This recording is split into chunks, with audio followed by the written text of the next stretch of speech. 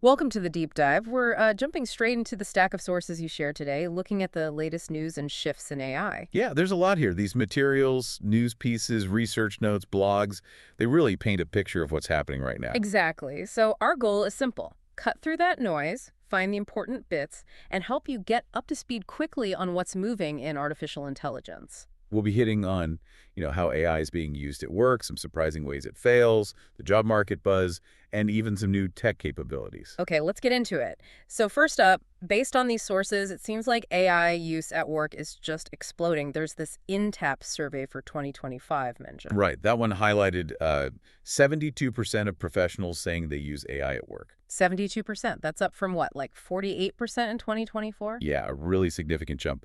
But here's the kicker from that source. Apparently, half of them are using tools that aren't even authorized by their companies. Whoa, half. Just bringing their own tools in? What does that Mm. tell you? Well, it screams demand, right? People clearly see the value. Yeah. They want to use AI now, and maybe the official channels, the company-approved stuff, just aren't there yet or aren't good enough. So it's like a grassroots adoption almost happening whether companies are ready or not. It makes you wonder, are you seeing that kind of thing in your field, that push from the ground up? But okay, it's not all smooth sailing. The sources also dig into how AI challenges often come from us, from humans interacting with it. Yeah, this idea of humans breaking AI is really interesting. One source, Odyssey, I think, talks about different ways this happens. They even have a category called the hackers. The hackers, not like cyber criminals, but more like people finding workarounds or unintended uses. Exactly, like gaming the system or just using a tool for something it wasn't built for. Yeah. And that Air Canada chatbot story is such a perfect, if kind of painful example from the sources. Oh, right. The chatbot gave wrong info on a bereavement fair. Mhm. But instead of just fixing it, Air Canada actually tried to argue in court that the chatbot was like a separate legal entity. Get out. A separate legal entity. Seriously. Seriously. Unsurprisingly, they lost. So a small customer service problem blew up into this big legal mess and PR nightmare. Cost them way more in the long run. So what's the lesson there, according to the sources? What should they have done? Well, the suggestion is pretty clear. AI should assist humans, not fully replace their judgment, especially for important stuff. You need fallback plans, human oversight, clear ways to escalate when the AI messes up. Because it will mess up sometimes. Okay, so designing these things with people in mind, expecting errors, having transparency, that's how you build tools people actually trust instead of, creating more problems. Now let's shift to the big one. Jobs. It's everywhere in these sources, and Right. the predictions are kind of all over the place. Yeah, definitely seeing different perspectives. You've got folks like Dario Amodei, the CEO of Anthropic. Sources like The Decoder and Futurism quote him suggesting, maybe 10, 20% unemployment in the next 5 years. Wow, 10, 20%, that's huge. He also mentioned wiping out half of entry-level white-collar jobs. That was the prediction, yeah. And he even threw out that idea about taxing every single AI response as a potential way to deal with it. Tax and AI responses. Interesting. But like you said, other sources offer a different angle, right? Right. Towards AI, for instance, makes the case that AI isn't necessarily replacing people wholesale. It's more about amplifying the ones who know how to use it effectively. It becomes a leverage tool. That amplification idea seems to fit with some of the stats you pulled out too. Like, what was it, 79% of leaders saying AI adoption is critical? Mm-hmm. And 92% planning to spend more on AI. Plus, 74% of investors are telling companies, invest in AI, yes, but also invest in your people's skills. So the money's flowing towards both the tech and the training. Makes sense. And then Simon Willison, in that News Nation piece, brings up this great concept, Yeah. the jagged frontier.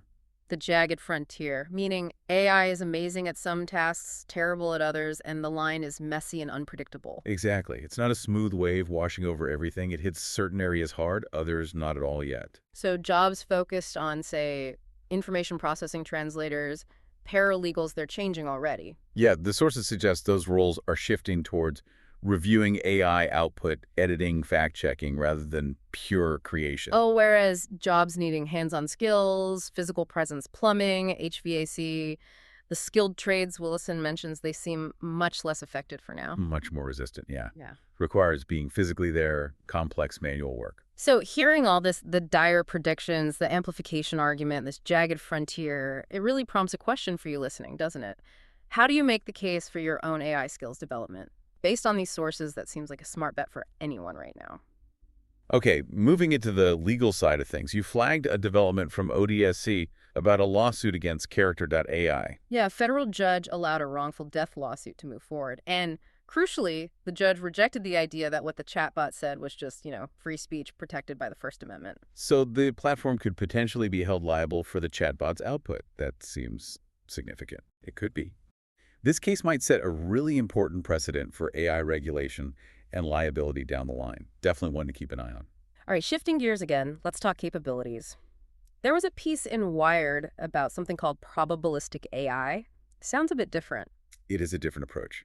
Instead of just giving one answer, these models are built to work with uncertainty. They give probabilities. So less this is the answer, more this is the likely answer, and here's how confident we are. Which probably makes for more robust decisions, right? Since you're acknowledging the uncertainty. That's the idea, making reasoning more robust. Yeah. And they mentioned a really surprising use case, synthetic consumers. Synthetic consumers, you mean like AI focus groups? Kind of. Instead of polling actual people, you query large language models that have been trained or conditioned on specific demographic data.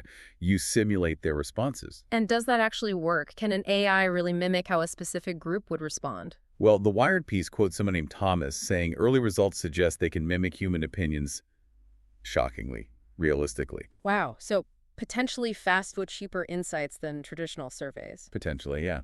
And there's another angle that the models themselves, their internal logic or causal structure, can become a shared way for businesses to talk about their assumptions.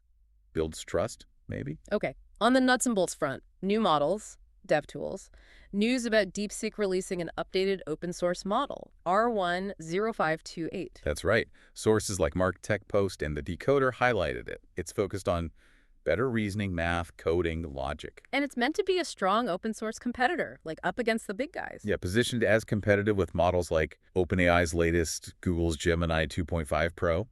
One source even showed it building full-stack apps. It's a serious new option for developers working in the open. And speaking of developers, you found a comparison on DEV community between two command line interface tools, OpenAI Codex CLI and Claude Code CLI. Right, these are tools devs use in their terminal. The comparison showed some key differences. Claude Code, for example, runs locally. More control for the user then, better history tracking maybe. Exactly. Structured history, potentially a better UI.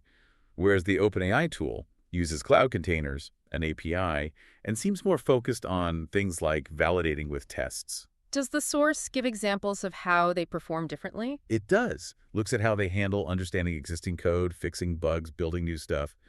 One interesting point was that Claude might do some pretty heavy refactoring when it fixes bugs, so you'd need to review that carefully. Good to know. So for any developers listening, that comparison offers some practical insights into what these different AI coding assistants can do and how they operate. And the big tech companies just keep integrating AI deeper, right? Microsoft Build 2025 had news. Yeah, InfoQ reported on it. Lots of focus on expanding AI agents. They call them co-pilots. Across Windows, GitHub, Azure, Microsoft 365, really weaving them into everything. Which ties into that point from the Databricks source about needing unified platforms as companies scale up their AI use. Exactly. Platforms like Azure Databricks are designed to handle both the data and the AI workloads together as things get more complex. And AI is showing up in everyday tools, too. Ars Technica reported Google's rolling out AI summaries right into the Gmail app. Yeah, and the interesting bit is, for workspace users, these summaries are apparently just showing up. You don't have to turn them on. So Google's pushing it out as a default, kind of forcing the adoption a bit. Seems like it. It signals they want AI to be just part of how you work, like spell check. How do you think that might change things? Having AI summarize your emails automatically. Pros and cons there. But AI still stumbles, sometimes in weird ways. That Freethink piece you shared had a great example. AI hallucinating the term vegetative electron microscopy. Vegetative electron microscopy. Okay, sounds very sciencey, but it's completely made up. Total nonsense. Mm-hmm. But the source explained it likely came from flaws or just weird patterns in the training data. The AI learned something that sounded plausible but was wrong. And the really wild part was? It actually got published. This nonsense term appeared in multiple scientific papers because researchers presumably trusted the AI output. Wow. That really drives home how important data quality is and the need for human verification, even for stuff that sounds legit. Absolutely. It's a critical reminder, always question the output, especially when the stakes are high. Similar to that chatbot issue, really. Despite these hiccups, the money keeps flowing into AI. Tech Meme reported some recent funding rounds. Yeah, Prepared They Do AI for Emergency Response raised another $80 million. That brings their total up quite a bit, showing ongoing investment in AI for public safety. And Snorkel AI also raised a big round. They focus on AI evaluation, right? That's right. They pivoted to building tools to evaluate AI models, and they just raised $100 million at a $1.3 billion valuation. That's fascinating. So alongside building AI, there's big money going into building the tools to make sure AI is actually working correctly and reliably. Connects back to those failure stories. Exactly. The market sees a clear need for quality control and trust in AI systems. Okay, finally, let's touch on something with pretty profound implications. AI video. The realism is taking a massive leap. According to Ars Technica, the algorithmic bridge, Wired. Yeah, they're talking about models like Google's VO3 generating incredibly realistic video of people, complete with sound, music, stuff that's getting very hard to distinguish from reality. And the big concern highlighted is that people just can't tell the difference anymore. Viral videos might be completely fake. That's the worry. The algorithmic bridge mentioned that emotional support kangaroo video totally AI generated, but loads of people believed it was real because it looked convincing. Right. An emotional support kangaroo seems plausible enough online these days, I guess. But when AI can generate things that realistically, it makes you question everything you see. How do you navigate that? How do you know what to trust online anymore? That ability to be discerning just became way more important. So that's quite a journey we took through the sources today. We saw AI adoption surging at work, even going rogue sometimes. We look at powerful new models, but also AI failures and the tricky legal questions they raise. Talked about the job market, the anxieties, the opportunities, that jagged frontier idea. And finish with that startling leap in AI video realism and what it means for trust. What really stands out is just the sheer speed of it all. The tech advances so fast, and the societal impacts, the challenges, they pop up just as quickly. It's definitely a lot to keep up with on all fronts. So the final thought we want to leave you with today is this. As AI gets woven deeper into everything, our tools, our jobs, maybe even our sense of reality, what's your personal strategy? How are you planning to stay informed, stay adaptable, and maybe most importantly, stay critical and discerning in the face of all this change?